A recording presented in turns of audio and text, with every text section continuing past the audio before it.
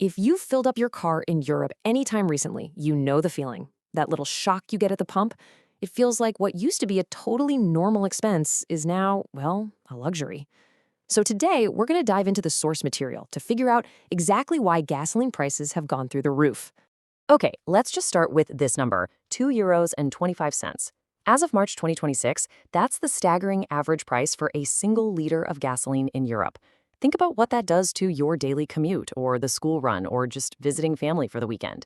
It turns all of that into a serious financial decision. So the big question is, how on earth did we get here? We're always told it's about geopolitics, it's complex market forces, things we can't control. But is that really the whole story? We're about to break down the timeline, dissect what you're actually paying for, and uncover the policies that led us to this brand new reality. All right, to really understand what's happening now, we've got to rewind a bit. Let's take a look at the journey gas prices have been on for the last decade or so, because trust me, the story isn't as simple as you might think. Remember back in 2015, things were pretty stable, pretty predictable. Then 2020 hit, and with the pandemic shutdowns, prices actually crashed. It was this weird, brief moment of affordability. The huge turning point, of course, was 2022. The war in Ukraine, it sent prices rocketing past that €2 mark. But here's the real kicker. The thing that's really interesting here is that last point. Even after that initial shock wore off, prices never really came back down. They just settled into this new, painfully high normal. And according to the source, that tells us there's something else going on beyond just the price of oil. So if it's not just the big oil companies cashing in, where is all that money going? Let's do a little anatomy lesson on a single liter of gas. Turns out you've got a silent and very, very thirsty partner every single time you fill up your tank.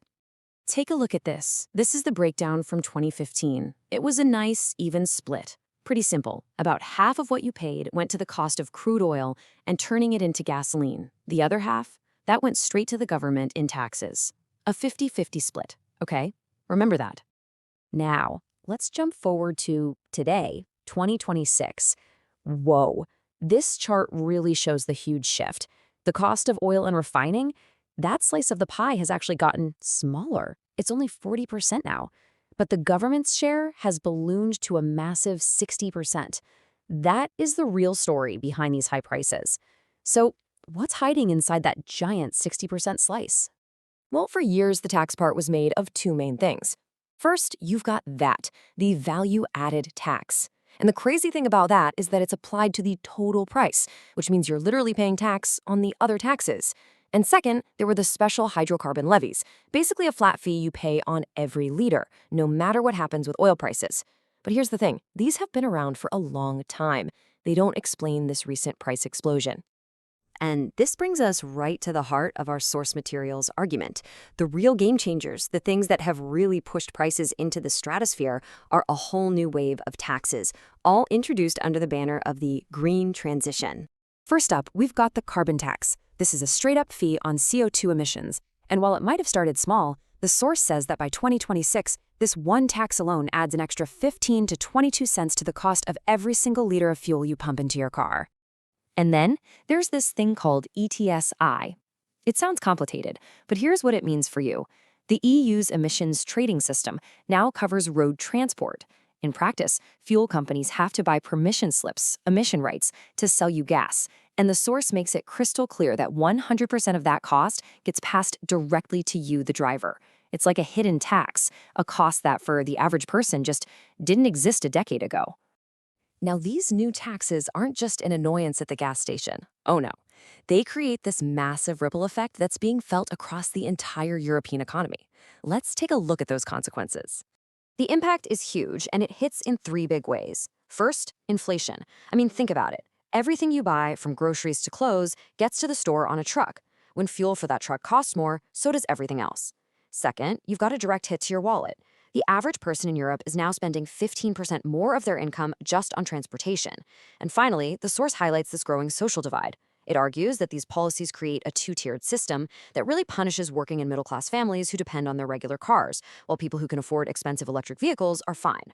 To really put all of this into perspective, the source makes one last, really powerful comparison. It argues that this isn't some unavoidable global thing. It's a specific policy choice.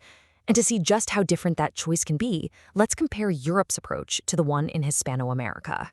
And wow, this just lays it all out. It's night and day. In Europe, taxes make up about 60% of the price at the pump, with the stated goal of getting people to use less fuel.